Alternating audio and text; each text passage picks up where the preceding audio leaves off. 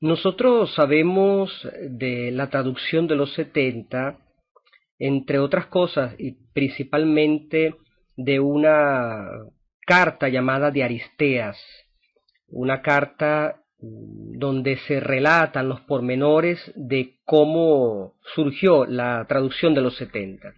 Se tenía el texto hebreo y se sintió la necesidad para la biblioteca de Alejandría, tener una traducción de lo que llamaban las leyes de los judíos, para entender mejor esa cultura, dado pues que en Egipto ya existía una presencia importante de judíos, y no solamente eso, sino que también existía un tipo de interés intelectual de tener la mayor cantidad de textos posibles en esa biblioteca de Alejandría. Por eso en esta clase, donde veremos un poco en qué consiste esta traducción de los 70, veremos algunos pasajes de algunos autores de introducción a la Sagrada Escritura, pero sobre todo algunos pasajes textuales de la famosa Aristeas. Y aquí tenemos pues precisamente uno. Demetrio de Falerón, que en la lámina pasada vimos que era el bibliotecario que fundó la biblioteca de Alejandría junto con el rey Ptolomeo, encargado de la biblioteca real, recibió un enorme presupuesto para reunir, si fuera posible, todos los libros de la tierra. Bien, en este numeral 9 de la carta de Aristeas, nosotros vemos que existe ya desde el inicio de la historia con respecto a esta versión de los 70 lo que nosotros llamamos técnicamente hipérbolas o exageraciones. Se trata de un relato romanceado y es un relato en el que los autores modernos concluyen que está lleno de una serie de imprecisiones y de exageraciones que convierten el escrito, que da o tiene la presunción de ser histórico, más bien en un escrito legendario, no fantasioso, pero sí legendario, tratando de realizar algún tipo de exageraciones y de alabanzas con respecto a las personas que tuvieron esta iniciativa. Por eso es que vamos a ver algunos elementos con calma, otros hay que agarrarlos con pinzas porque no necesariamente lo que aparece en la carta de Aristeas hay que tomarlo como cierto en cuanto a la fidelidad histórica.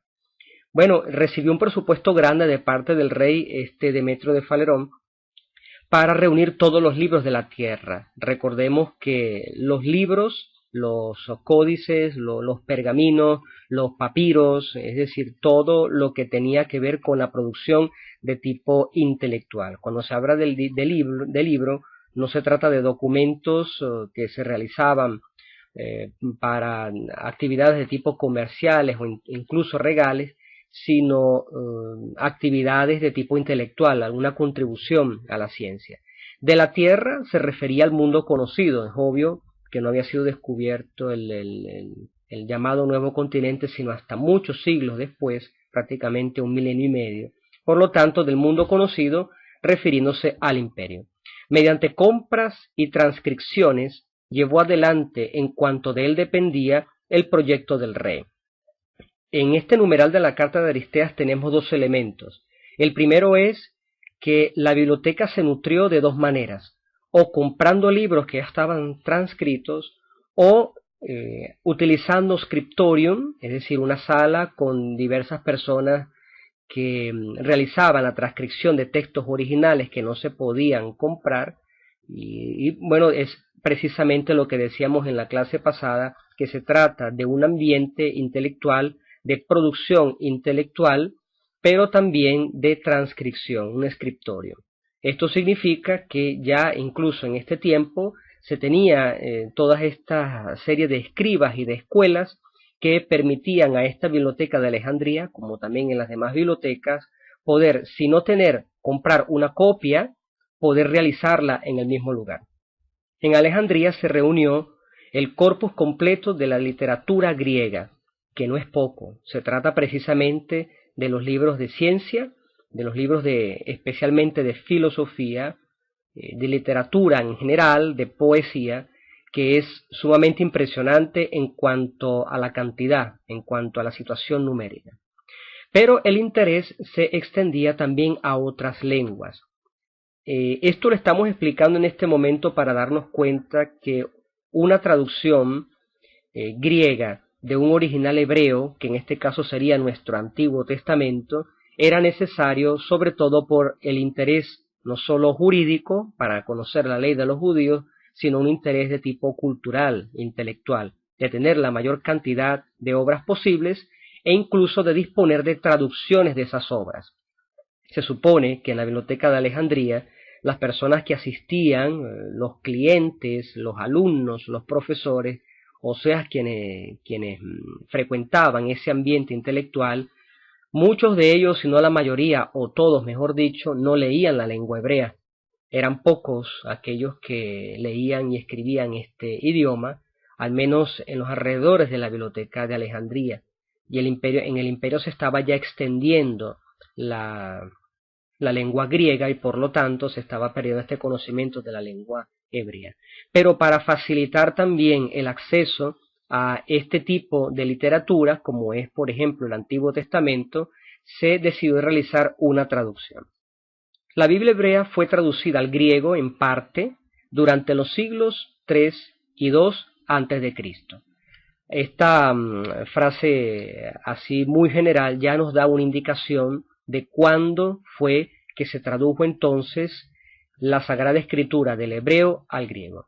Habíamos dado ya la indicación de la fecha de la creación de la biblioteca. Bueno, poco tiempo después, antes de Cristo, hacia el 150, 200 antes de Cristo, se realiza esta traducción de la Biblia hebrea al griego. Lo importante es que la empresa fue posible en Alejandría gracias a la abundancia de material de investigación disponible en la biblioteca. La versión de los 70 sigue siendo la obra más valiosa de toda la historia de la traducción y aún hoy resulta indispensable para los estudios bíblicos. Y es que efectivamente la traducción de los 70 nos permite a nosotros tener una idea un poco más clara de esta inestabilidad textual del texto hebreo. Cuando vimos, por ejemplo, estos descubrimientos de Qumran, nos dimos cuenta de que se trata de un texto específico. Ya los científicos hablan de un texto específico.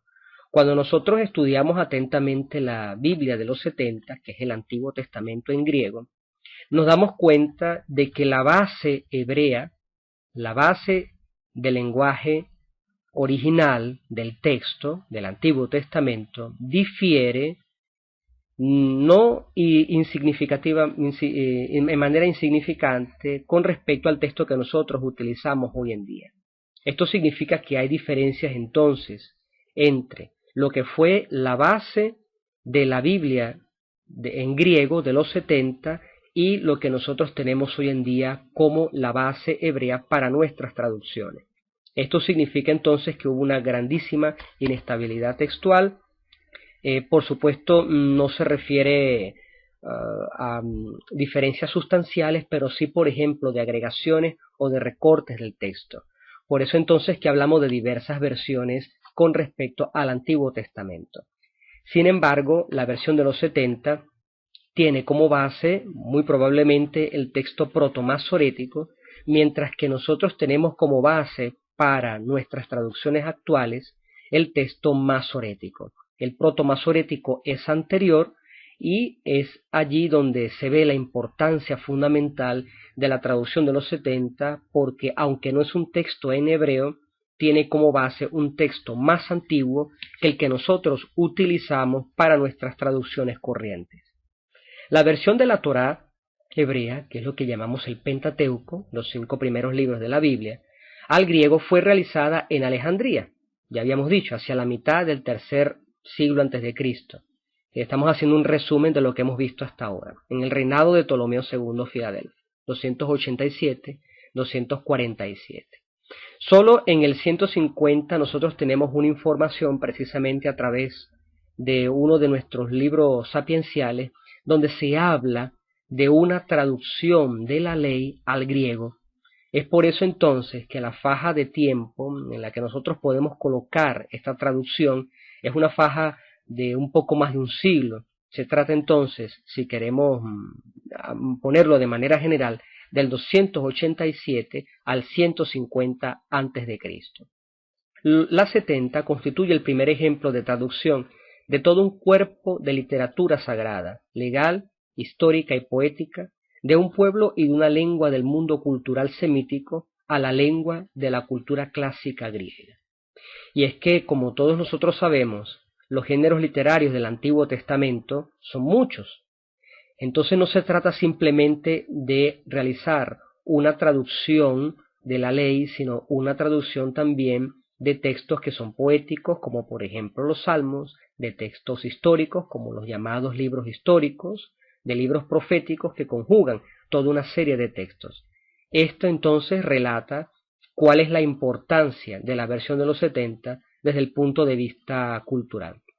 Su importancia alcanza la historia cultural y literaria del Oriente y Occidente europeos y del Medio Oriente semítico. Cuando hablamos precisamente de la importancia de la versión de los 70, no podemos dejar por alto las informaciones que nos vienen precisamente de lo que hemos llamado la Carta de Aristeas. Esta carta es una narración novelada de cómo el sumo sacerdote Eleazar de Jerusalén envió a Alejandría, a petición del rey de Egipto, 72 sabios judíos. Esto es lo que relata la Carta de Aristeas. No sabemos si fue puntualmente de esta manera, pero sabemos que la carta habla de 72 sabios judíos. Es un número simbólico porque serían 6 por cada tribu, para traducir la Torá, que sería el Pentateuco, los 5 primeros libros de la Biblia, de la ley en hebreo al griego. La carta entonces fue escrita en el segundo siglo antes de Cristo por un judío de Alejandría. Era una persona entonces, pudiésemos decir, que escribió con cierta parcialidad, con el debido respeto pues que se merece la historia y la persona que lo escribió. No es para menos entonces que exalte de manera, entre comillas, repito, con el debido respeto, exalte de manera exagerada la producción de un texto literario que estaba prácticamente en su mente y en su corazón. Un texto que conocía perfectamente, un texto que amaba, y por lo tanto relata los pormenores de cómo se realizó esa obra literaria con cierta emoción, con un empuje verdaderamente admirable. Por eso los autores, científicos y arqueólogos de hoy en día, los biblistas, dicen pues que hay que agarrar con pinzas las afirmaciones que están presentes en la carta de Aristeas. Se apoya sin duda en un fondo histórico. Es discutido si la iniciativa se debió al rey o exigencias litúrgicas, educativas o de proselitismo.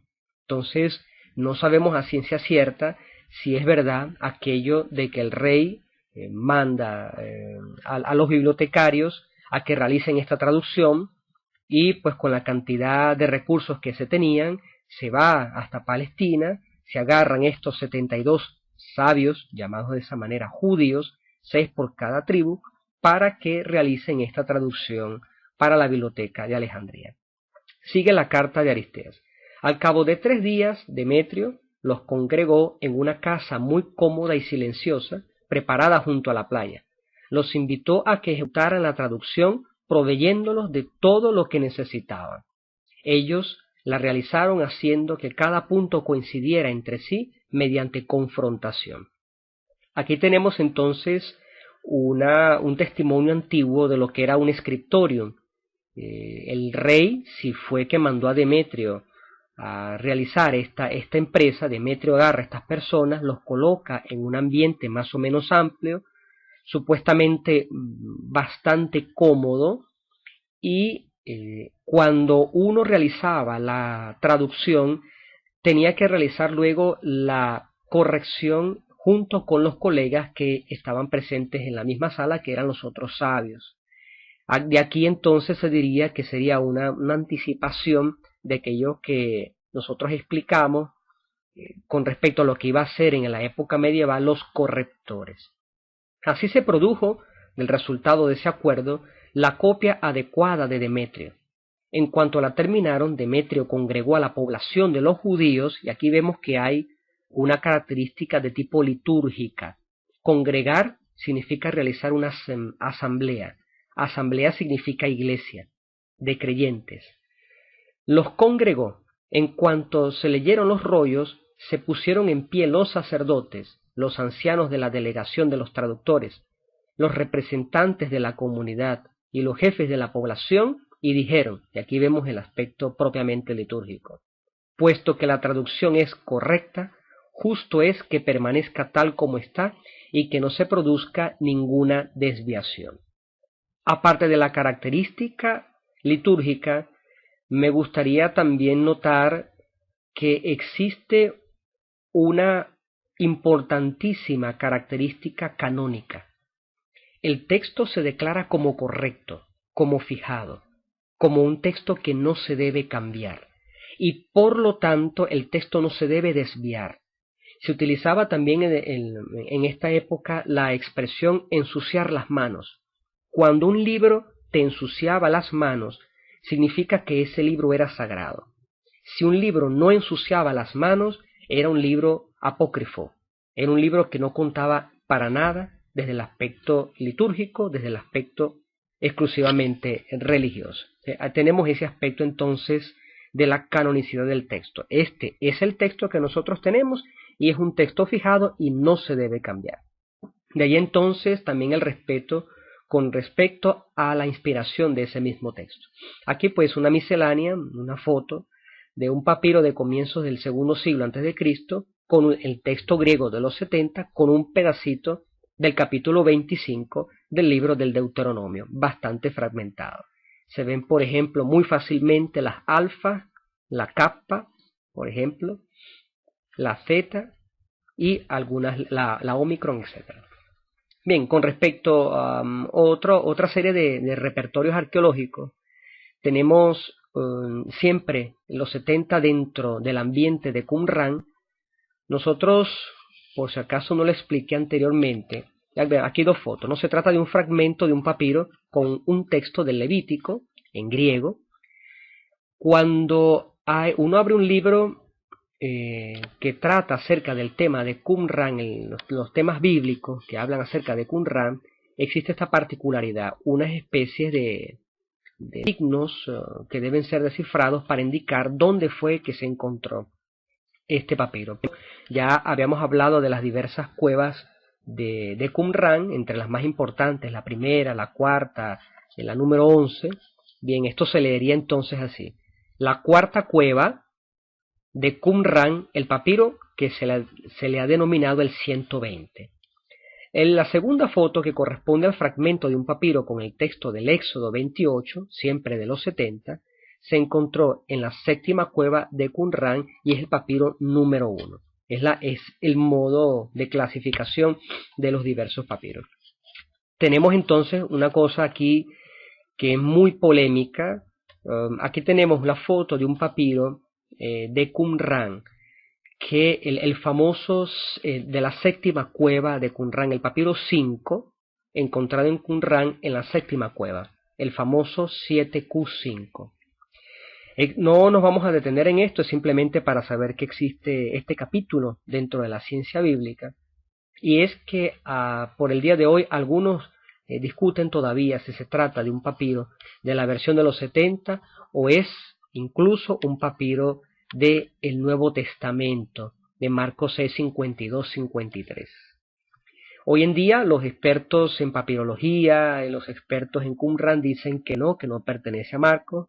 Esta hipótesis fue dada por un padre llamado José O'Callaghan, jesuita, que sostuvo siempre durante toda su vida unos argumentos bastante fuertes, pero no compartidos con todos, con respecto a haber encontrado un papiro de Marcos que data de los primeros años después de Cristo, incluso antes de los más antiguos papiros que nosotros hemos encontrado del Nuevo Testamento. Hacemos ahora una clasificación para poder entender un poco el aspecto de la filología alejandrina, de la ciencia que se utilizaba dentro de la biblioteca de Alejandría. Tenían una serie de objetivos. El objetivo de la biblioteca era la catalogación y la selección de obras. Eso es lo que nosotros llamamos el canon. El canon es precisamente tener un repertorio grande de un mismo escrito y escoger cuál de esos es el mejor para que se quede en la biblioteca. Los otros no eran desechados, sino que venían siendo catalogados. ¿Cómo se hace para ver cuál es el mejor texto?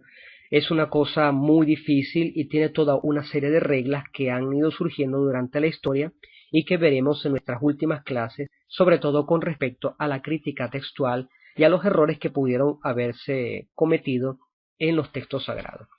Se trata entonces de una catalogación de textos para llegar a una fijación de un texto. Si yo tengo 3 manuscritos, veo cuáles son las diferencias entre los 3, las semejanzas, los confronto y realizo un texto que llama fijado. Un texto que está fijado significa que es un texto que resume de alguna manera los 3 para tener una especie de conjugación, de mezcla, pero sin confusión del repertorio que yo tengo. Esto es precisamente lo que nosotros realizamos en el día de hoy. Una especie de fijación del texto con respecto a todos los manuscritos que son nuestras ediciones críticas, de donde vienen nuestras traducciones en las lenguas modernas. Luego, otro tipo de trabajo que se realizaba era la interpretación del contenido, y esto es lo que llamamos técnicamente en las ciencias bíblicas y también en otras ciencias la hermenéutica. La hermenéutica es la ciencia que estudia la interpretación de un determinado texto, y es que precisamente un centro cultural como Alejandría se lo podía permitir. Tenemos aquí una serie de nombres: Calímaco, Eratóstenes de Cirene, Aristófanes de Bizancio y Aristarco, con los años en los que vivieron, que fueron grandísimos filólogos alejandrinos que se encargaban precisamente de esta tarea. Por eso es que cuando hablamos de la Biblia de los 70 debemos tomar en cuenta que existe todo un repertorio y toda una serie de personas que nos han ayudado precisamente a llegar a un punto en el que podemos decir esto es un texto que se ha conservado porque ha habido una gran cantidad de personas que han trabajado en ello. En cuanto a la manera alejandrina clásica de realizar una fijación del texto, la segunda gran tarea de la escuela alejandrina, la más genuinamente filológica, consiste en establecer el texto de los clásicos, no el texto de la Biblia, el texto de los clásicos. ¿Cuál es el verdadero texto que escribió el filósofo tal? Porque existen varias copias. Recordemos que una copia podía venir de otra, pero podía tener errores. El discípulo pudo haber agregado algo o haber quitado algo, o haber dado su opinión sin habernos dado cuenta, pero habiendo firmado en nombre de su maestro. Y esto es precisamente un trabajo que nosotros llamamos de fijación del texto y de crítica textual, para establecer cuál es el texto original de aquel autor de ese papiro, de ese pergamino que lleva ese nombre. Estos filólogos utilizaron toda una serie de notas en los márgenes de los manuscritos, realizando comentarios amplios y tratados lexicográficos para llegar precisamente a este establecimiento del texto original. Crearon signos, semella, convencionales para indicar puntos de interés, dificultades, omisiones o añadidos, etc., ¿no? Son los famosos signos aristárticos de Aristarco, que fue uno de los precursores en colocar los signos dentro de los textos. En cambio, con respecto a la Biblia, la fijación del texto consonántico, recordemos que estamos hablando del texto hebreo, que es consonántico porque el hebreo no tiene vocales, de los libros de la Biblia hebrea y la exclusión de otras formas alternativas del texto hebreo, representó un fenómeno editorial comparable en algunos aspectos al realizado por los filólogos alejandrinos con las obras de la antigüedad clásica. Esto pudiese tomarse en cuenta como el pasado, como la prehistoria del trabajo que nosotros realizamos hoy en día con respecto a la fijación de un texto. En 2 clases atrás habíamos hablado precisamente de Orígenes, que se sirvió del sistema alejandrino para la edición de su hexapla. Tenemos el ovelo, el metovelo y el asterisco, que son estos 3 signos que vemos aquí al final, que se colocaron precisamente dentro del texto, y hablamos específicamente de la relación entre la quinta columna, que era la versión de los 70, y la primera columna, que era el texto antiguo sagrado. En el 48 a.C., el César incendia la ciudad de Alejandría. desgraciadamente. Se pierden entonces los libros de la biblioteca, un grandísimo, precioso, un arca prácticamente de tesoros inigualables en la historia, fue destruida por cuestiones de tipo del poder, de invasiones. En el 391 después de Cristo, ya varios siglos después, un edicto del emperador Teodosio y destrucción de Serapeón, la Acrópolis de Alejandría. Cuando hablamos de algunos aspectos de la historia, nos damos cuenta de que la Biblia, nuestro texto sagrado, es verdaderamente un milagro. Si tomamos en cuenta, por ejemplo, que la ciudad de Jerusalén fue destruida, el templo de Jerusalén fue destruido en diversas oportunidades, y en el templo se decía que había una copia fijada del texto. Los incendios, la destrucción del templo, la más conocida como el del año 70, por las revueltas, etcétera, hace que se nos pierda entonces todo un repertorio que de todas maneras se conserva en la memoria y en algunos pocos manuscritos que algunas personas recuperan para hacernos llegar hasta nosotros precisamente los textos de la Sagrada Escritura. En el año 642 después de Cristo, por orden del califa Omar, el general Amar destruye los libros. Pero no solamente, aquí tenemos simplemente algo que se refiere a Alejandría. Tuvo 3 grandes destrucciones en la historia. Bueno, motivos militares, religiosos, comerciales, políticos, acabaron entonces con la biblioteca en 3 periodos diversos. Algunos textos pudieron salvarse, pero luego, con destrucciones sucesivas, quedaba poca esperanza de que el gran tesoro que se tenía en la biblioteca de Alejandría se conservara. Ahora, más específicamente con respecto a los códices de los 70, estos se clasifican en unciales o mayúsculos porque están escritos en letras mayúsculas, y hay otro tipo de manuscritos, de códices, de repertorio literario, que son los cursivos o minúsculos. Tenemos entonces 2 tipos de escritos, de códices de los 70. El uncial, por una parte, los que están escritos en mayúscula, y los cursivos en letra minúscula. Eso depende del periodo del tiempo en el que se realizaron. Todos los códices de los 70 son cristianos. Por ello, los que aquí reproducimos incluyen el Nuevo Testamento. Nosotros los que tenemos hoy en día son los cristianos. Por eso se encuentra el repertorio, dependiendo de los manuscritos que nosotros tengamos, los deuterocanónicos o no, depende del tipo de manuscrito que nosotros tengamos, pero son precisamente copias realizadas en ambientes cristianos. Hasta nosotros han llegado una treintena de manuscritos unciales, que no son pocos, pero que difieren unos de otros. Los más importantes unciales son el Vaticano, esto lo vimos en una clase pasada, el Sinaético y el Alejandrino. 3 códices sumamente importantes que ya explicamos. El Vaticano, ¿qué cosa es? Junto al Sinaítico y el Alejandrino. Son Biblias completas, Antiguo y Nuevo Testamento. Todo está en griego, pero el Antiguo Testamento es una versión de los 70 y el Nuevo Testamento griego. Tenemos ese repertorio. No se trata entonces de Biblia del Antiguo Testamento en hebreo y el Nuevo en griego, sino de todo una Biblia griega, pero el Antiguo Testamento en la versión de los 70 y el Nuevo Testamento en los con los diversos escritos que se tenían hasta ese momento. Aquí entonces realizamos de nuevo un repaso. El Códice Sinaítico del IV siglo después de Cristo contiene la versión griega de los 70 del Antiguo y todo el Nuevo Testamento. Se encuentra en el British Museum. Esta foto ya la habíamos visto. El Códice Vaticano del IV siglo se trata, como se puede ver, de unas reliquias sumamente importantes. El griego de los 70 y el Nuevo Testamento. Aquí simplemente hago notar que no solamente está el texto, sino que existe una letra capital y un adorno inicial bastante pobre, digámoslo así, que era lo que realizaban los famosos iluminadores. El Códice Alejandrino del V siglo, vemos también aquí una especie de adorno realizado por iluminadores, o quién sabe, tal vez por el mismo escritor el tabulario o el bibliotecario, no lo sabemos, difícil de decir. Esto sería ya una materia para paleógrafos. Este alejandrino se encuentra en el British Museum.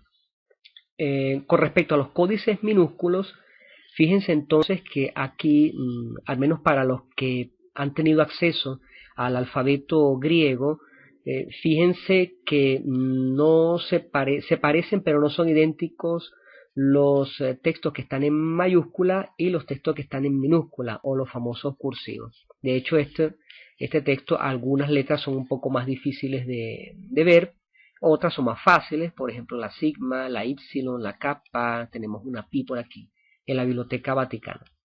Es un minúsculo que tiene una parte del libro del Éxodo. Data entonces del siglo XII. Efectivamente, los minúsculos aparecen a partir del siglo XII después de Cristo. Aquí tenemos en cambio una edición impresa, la famosa Editio Princeps de los 70, que se llevó a cabo en la políglota complutense del cardenal Cisneros, del cual hablamos en las primísimas clases. Tenemos un texto en hebreo, texto en griego, texto en latín, una conjugación de una página, diversas versiones de la Biblia.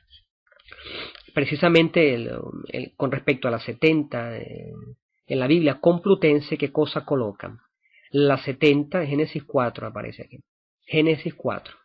La 70, el griego con versión latina interlineal, interesantísimo, una versión latina vulgata, el texto en hebreo, el Targum Onkelos, que es una versión aramea, y la versión latina del Targum Onkelos, un fragmento de la página complutense. Se trata entonces del Antiguo Testamento confrontado con la versión de los 70, la versión del texto hebreo conocido como la versión masorética, porque esta es masorética, e incluso la versión latina. Imagínense ustedes que uno tenga esa capacidad hoy en día de poder leer todas esas versiones. Y las ediciones modernas de las 70, comienzo de Isaías, una edición crítica de Göttingen, y la edición crítica de Ralph, que generalmente es la que se encuentra en nuestras bibliotecas, en la biblioteca de los seminarios, que es precisamente la edición de Ralph, que es llamada una edición de bolsillo, una edición manual. Bien, con respecto a los libros de los 70, dejo aquí una lámina que según la edición de Ralph hay una división particular. Los textos legislativos, los textos poéticos y proféticos. En el color verde son los libros deuterocanónicos que faltan en el texto masorético. ¿Qué significa esto? Los textos deuterocanónicos son textos que formaron parte del canon en un segundo momento, no en un primer momento. Los que están en blanco, en letras blancas, son los textos, los libros del canon judío. Pero los que están en verde son textos que generalmente nosotros tenemos en nuestras Biblias. Podemos darnos cuenta, por ejemplo, que no tenemos estos salmos de Salomón, Bel y el dragón, que están incluidos en el libro de Daniel, carta de Jeremías, etc. Hay toda una serie de libros que están como canónicos dentro de la versión de los 70, pero que no se encuentra en la Biblia hebrea. Esto es el grandísimo problema que nosotros tenemos del canon. Los 70 entonces es una obra de traducción y de exégesis. La Biblia griega es en realidad una antología de traducciones. Los grandes códices se formaron recogiendo copias de rollos de origen y carácter muy diverso. Por ejemplo, en Isaías 3, 18, 24, la lista de adornos femeninos aparece sustituida en los 70 por una lista de ornamentos más conocidos para un griego. Estas son precisamente las diferencias. Aquí tenemos en esta lámina 3 ejemplos. Son diferencias que hay entre un texto original hebreo, entre un texto de los 70. Cuando tú realizas una traducción, tienes que adaptarte a una determinada mentalidad. Dejamos esos 3 ejemplos para que los vean luego con calma. Finalmente, la importancia de los 70, realizamos un resumen de lo que hemos dicho hasta ahora. La importancia de los 70 es que fue difundida en el ambiente cristiano. El cristianismo inicial, antiguo, no agarró la Biblia de los judíos, sino que agarra la Biblia de los 70, que es el Antiguo Testamento traducido al griego. Entra sobre todo en el occidente y se deja a un lado el original hebreo hasta mucho tiempo después, cuando se llega a considerar como el texto crítico para nuestras traducciones. El estudio de los manuscritos del Mar Muerto ha revalorizado la versión de los 70, porque se tenía en un segundo plano. Los científicos preferían tener un texto original hebreo y no estudiar los 70, pero con el descubrimiento de Qumran se ha visto que la base de los 70, la base hebrea, es anterior a la base que nosotros tenemos para nuestras traducciones actuales. Por eso es que la 70 reviste, pues, es diferente, es un texto diferente al texto masorético. Los 70 descubren en su traducción muchos de los principios y recursos que usará la sinagoga en el Targum y en el Midrash. Por eso es que incluso desde el punto de vista de la historia del ambiente judío es importante también esta versión de los 70. La 70 finalmente fue la Biblia de los cristianos. En ella encontraron un arsenal de términos y conceptos para transmitir el nuevo mensaje. Coloco simplemente un ejemplo. Cuando hablamos de aquella cita de Mateo de la Virgen que tendrá un hijo, es verdad que la versión de los 70 coloca la palabra virgen, y de ahí la agarramos nosotros, los cristianos, pero el original hebreo habla de una mujer joven todavía no casada, no necesariamente virgen. Por eso es que los autores del Nuevo Testamento agarran la versión de los 70 porque se adaptan más a la teología de lo que luego sería nuestra teología cristiana. Y es por eso que algunos intentan rechazarla o adaptar sus exégesis y hermenéuticas por otro camino. Sobre el origen de los 70 tenemos varias opiniones de varios autores.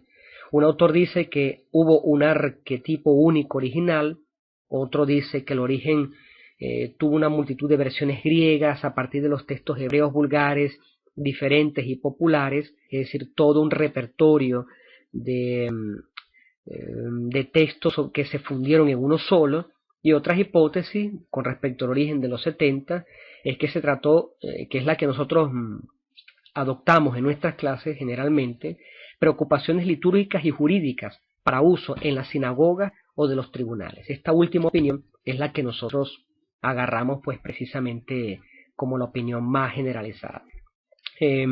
Aquí hay toda una serie de situaciones que no vamos a tratar en este momento y bueno, lo dejamos hasta aquí antes de la próxima evaluación, porque luego veremos, como lo prometimos anteriormente, que tiene que ver con nuestro tema de los 70 y sobre todo las ediciones en griego del Antiguo Testamento de las llamadas recensiones.